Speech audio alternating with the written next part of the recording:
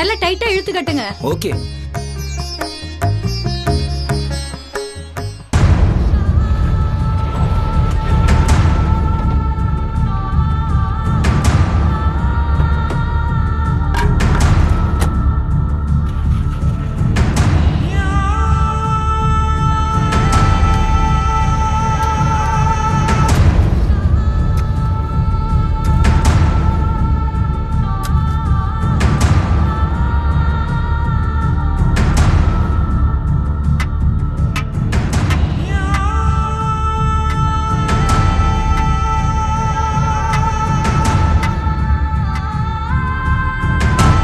கௌதம், எல்லாருக்கும் வீட்டுக்குள்ள தானே சாப்பாடு, அப்புறம் எதுக்கு வெளியில பந்தல் போடுறாங்க?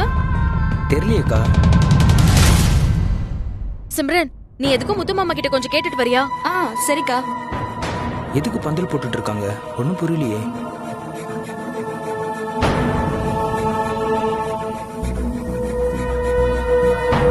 மாமா, என்னம்மா? வெளியே பந்தல் போட யாராவது வர சொன்னீங்களா? பந்தல் இல்லையே. யாரு?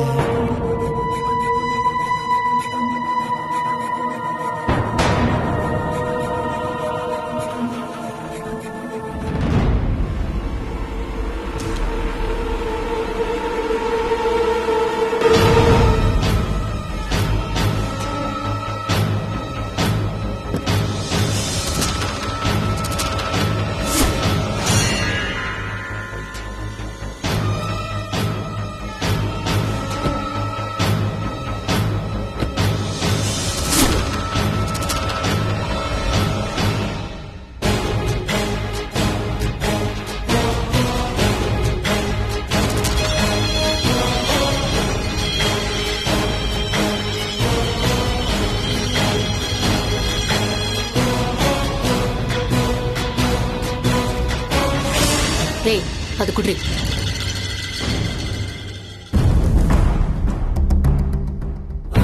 மாமா, மாமா,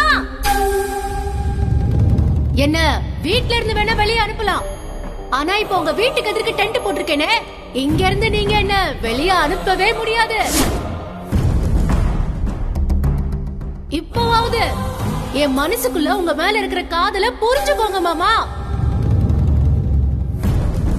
காலம் பூரா உங்க பார்வையில நான் பட்டுக்கிட்டே தான் இருப்பேன். உங்க வாழ்க்கையில இருந்து நீங்க என்ன ஒதுக்கி தள்ளவே முடியாது. மூச்சு காத்த உடம்ப விட்டு பிரிக்க முடியுமா? அது போயிட்டா அதுக்கப்புறம் அத பொண்ணு தானே சொல்லுவாங்க. என்ன பொறுத்த வரைக்கும் நீங்களும் அப்படிதான். என்னையும் நீங்க அப்படிதான் நினைக்கணுங்கிறது என்னோட ஆசை மாமா. அப்படி ஒரு விஷயத்த கண்டிப்பா நான் உருவாக்கியே தீர்வேன். இவனை இதுக்கு மேல விடக்கூடாது. கண்டம் தொட்டமா வெட்டி முத்து மாமா, போட்டலாம். கொஞ்சம் அமைதியா இரு முத்து மாமா. ரோட்ல போறவங்கள பார்த்து தெரு நாய் கொலைச்சா அத கண்டுக்காம ஒதுங்கி போறது இல்லையா? அப்படி நினைச்சுக்கோ முத்து மாமா. இப்பதான் நீ அவளை சரியா புரிஞ்சிருக்கிற. ஆனா அதுலயும் ஒரு சின்ன தப்பு இருக்கு. வாயிலா ஜீவனை கேவலப்பட்டு கூடாது. அது பாவம் நன்றி உள்ளது. இவ வேற.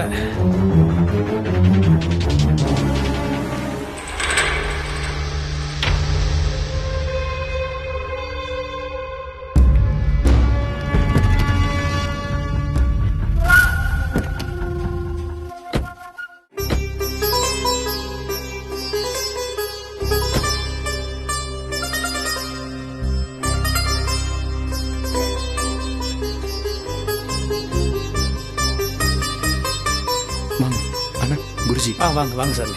வணக்கம். வணக்கம் சாமி.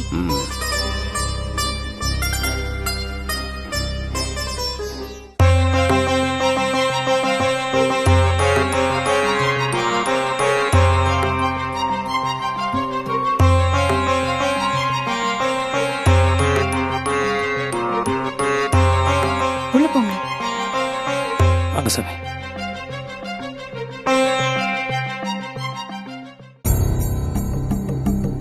என்னாச்சு மருது? அண்ணன் கொஞ்சம் ஆடிதான் போயிருக்காரு. சரி, ஏதோ ஒரு சாமியாரை வர வச்சிருக்காங்க போல இருக்கு. நீங்க உள்ள போங்க. அங்க என்ன நடக்குதுங்கிற விஷயங்களை உடனே எனக்கு தகவல் சொல்லுங்க. நீங்க ஒண்ணும் பேச வேண்டாம். நீங்க சீக்கிரம் உள்ள போங்க. சரி. போங்க மருது.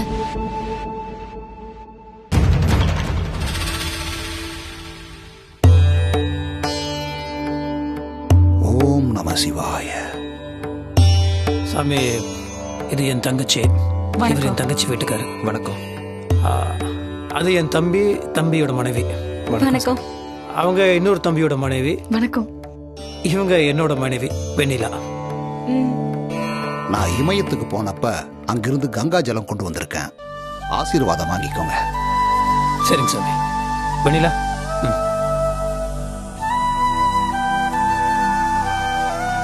அதை கொடு. வா. ஓம் நம சிவாய. நல்லா இருங்க. நீங்க 2 பேரும் வாங்க. சரி, குடிக்கலாம் வாங்க.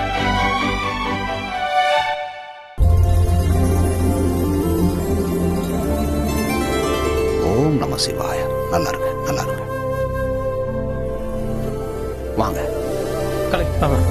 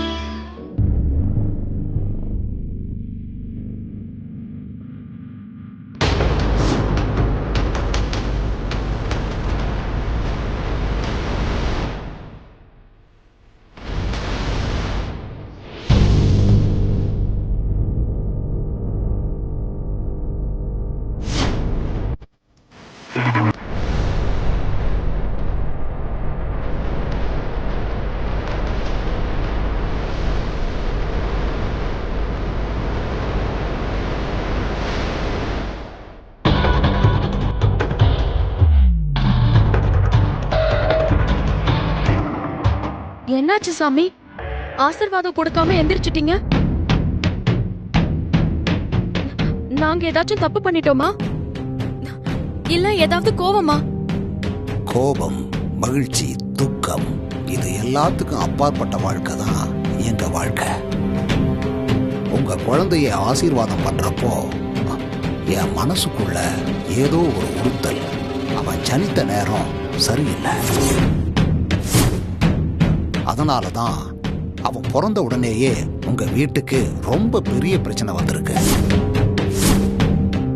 அவனோட தசா புத்திப்படி அப்பாவும் பிள்ளையும் 7 வருஷம் பிரிஞ்சிருந்திருக்கணும்.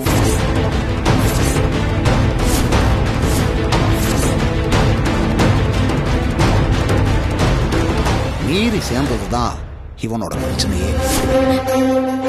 என்ன சாமி இப்படி சொல்றீங்க? இதுக்கு வேற வழியே இல்லையா? எந்த வழியுமே இல்ல. அப்படி கட்டாயமா நீங்க 2 பேரும் சேர்ந்து இருக்கணும்னு நினைச்சு 2 பேரையும் சேர்த்து வச்சா இன்னும் மிகப்பெரிய அவமானங்களையும் இன்னல்களையும் சந்திக்க வேண்டி வரும். ஓம் நம சிவாய.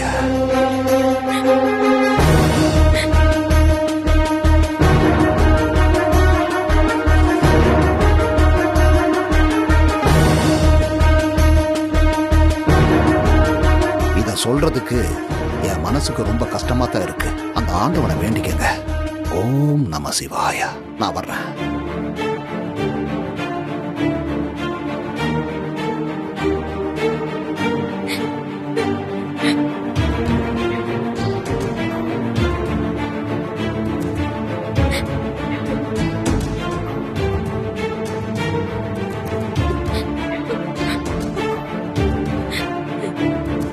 வெண்ணிலா,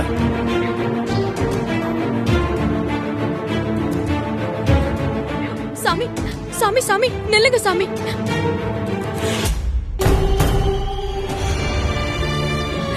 திருத்தணிகையோட தசா புத்தியில இருக்கிற தோஷத்தை போக்குறதுக்கு என்ன பரிகாரம் பண்ணணும்னு சொல்லுங்க, நான் பண்றேன்.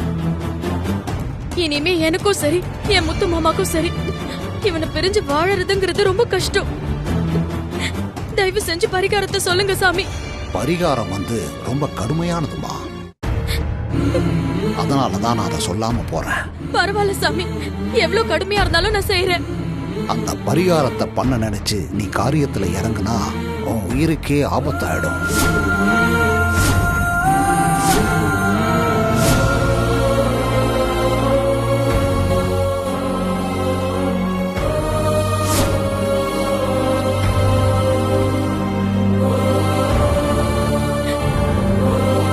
சாமி, என்ன பரிகாரம் வேணாலும் நான் செய்யறேன். வெண்ணிலா, அதெல்லாம் வேண்டாம். உயிருக்கு ஆபத்துன்னு சொல்றாரு, போதும். நீ ஒரு பரிகாரமும் பண்ண வேண்டாம். நான் குழந்தை பிரிஞ்சிருந்துறேன், பரவாயில்ல. இல்ல முத்து மாமா, இந்த பரிகாரத்தை செஞ்சு முடிச்சுட்டா அதுக்கப்புறம் நம்ம திருத்தணிக்கையோட சேர்ந்து இருக்கலாம்ல. பாருங்க சாமி, எங்களுக்கு எவ்வளவோ கஷ்டம் வந்திருக்கு. அது அத்தனையும் தாண்டி ஆத்தா என் மகனை என்கிட்ட கொண்டு வந்து சேர்த்திருக்கா. ஆனா இவன் பிறப்புல கோளாறு இருக்கிறது நீங்க சொல்லிதான் இப்ப தெரியுது. அதை தீக்கிறதுக்கு என்ன பரிகாரம் வேணாலும் நான் செய்யறேன். கண்டிப்பா அந்த தெய்வம் எனக்கு துணை இருக்குங்கிற நம்பிக்கை இருக்கு. நீங்க சொல்லுங்க சாமி. நாகவனத்துல அஞ்சுதல நாகம்னு ஒண்ணு இருக்கு. அதோட பாதுகாப்புல ஒரு நாகலிங்கம் இருக்கு. அதுக்கு பல தடைகளை தாண்டி நீ பாலாபிஷேகம் செஞ்சாதான் உன் தோஷம் நீங்கும்.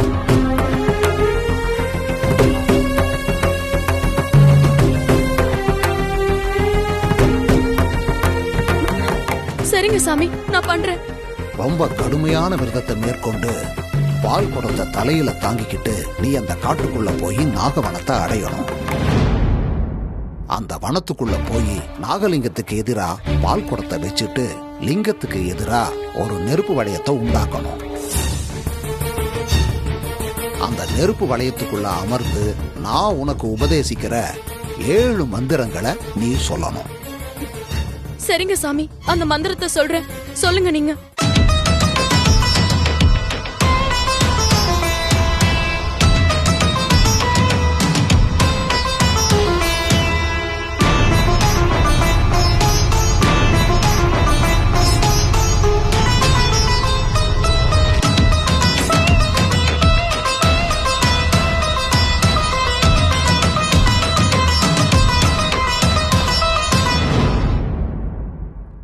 அந்த நெருப்பு வளையம் நீ மந்திரங்களை சொல்ல சொல்ல உன்னை நெருங்கி வந்துகிட்டே இருக்கும். அந்த நெருப்பு வளையம் உன்னை நெருங்கிறதுக்கு முன்னாடி அந்த மந்திரங்களை நீ சொல்லி முடிக்கணும். அப்படி இல்லைன்னா அந்த நெருப்புக்கே நீ இரையாக வேண்டியிருக்கும்.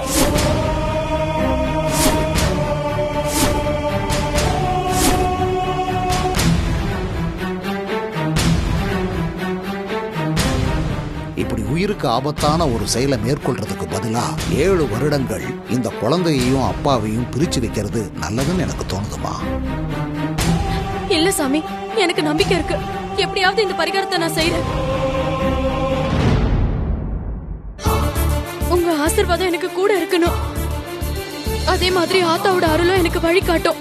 இத பாரு, என்னோட ஆசீர்வாதம் உனக்கு பரிபூர்ணமா இருக்குமா. நீ நினைச்சது யாவும் கை கூடட்டும். யாத்திரை முடிஞ்சு நான் மறுபடியும் இங்க வந்து பார்க்கறேன். எல்லாம் அவன் செயல். நமசிவாய, நமசிவாய, நமசிவாய.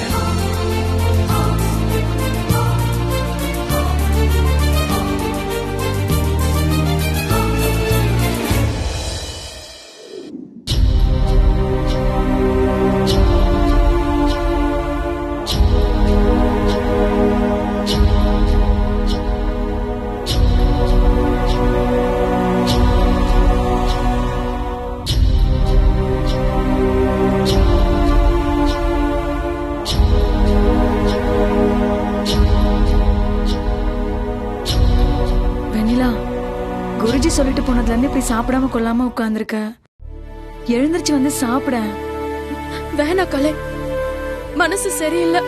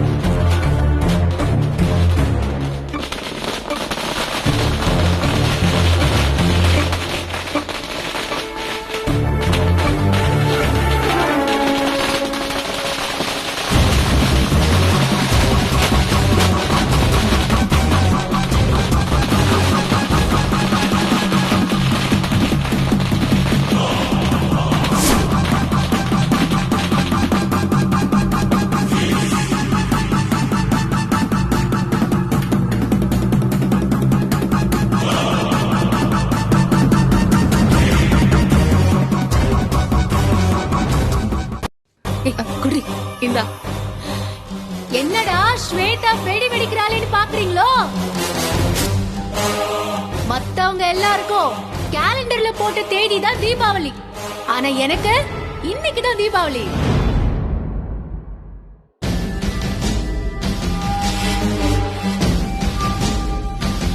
என்ன வீட்ல இருந்து வெளியில அனுப்பிச்சதுமே ஐயோ பிரச்சனை எல்லாம் முடிஞ்சதுன்னு சந்தோஷப்பட்டிருப்பீங்களே. இப்ப பாத்தீங்களா எவ்வளோ பெரிய பிரச்சனை வந்திருக்குன்னு.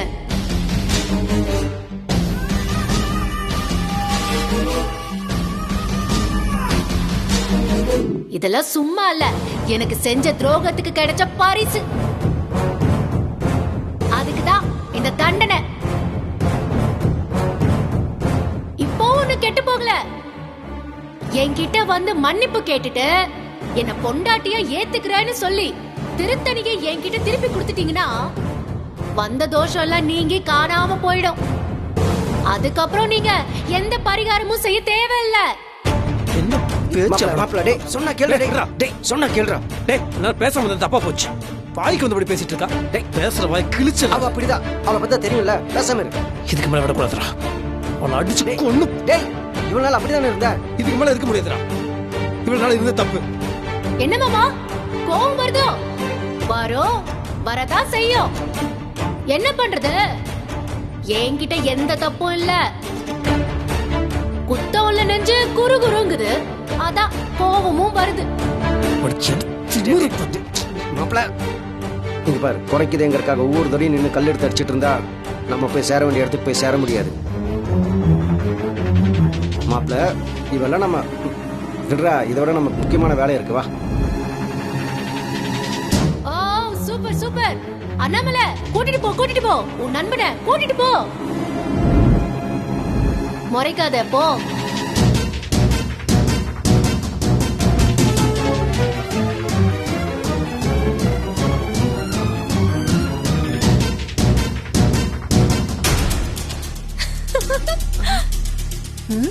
ஹலோ, நீ எனக்கு ஃப்ரெண்டா இருக்க போறியா இல்ல அவங்களுக்கு ஃப்ரெண்டா இருக்க போறியா? இல்ல ஸ்வேதா, உனக்கு தான்.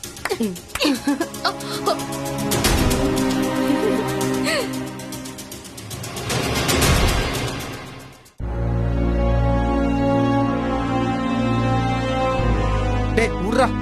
வேற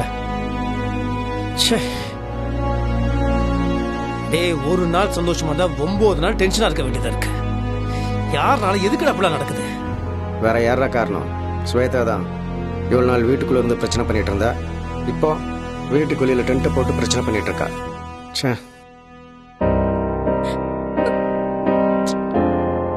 தங்கச்சி ஏமா இப்ப வளர? நான் தான் சொல்லியிருக்கேன்ல, நீ எதுக்கும் கவலைப்படக்கூடாது, உனக்கு இந்த அண்ணன் இருக்கான்னு. இப்போ உனக்கு என்ன பிரச்சனை?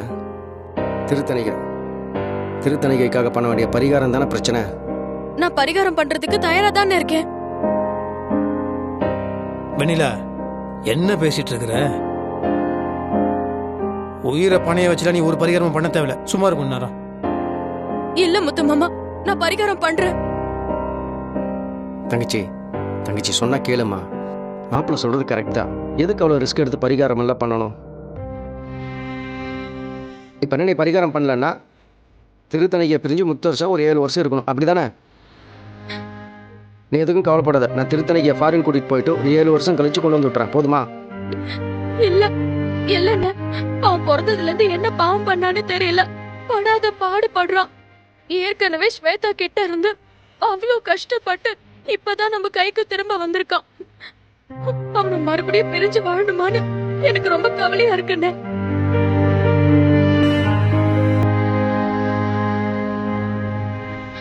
பெத்த குழந்தையால அப்பாவுக்கு அவமானம், ஆபத்து இதெல்லாம் எப்படி நான் வரும்?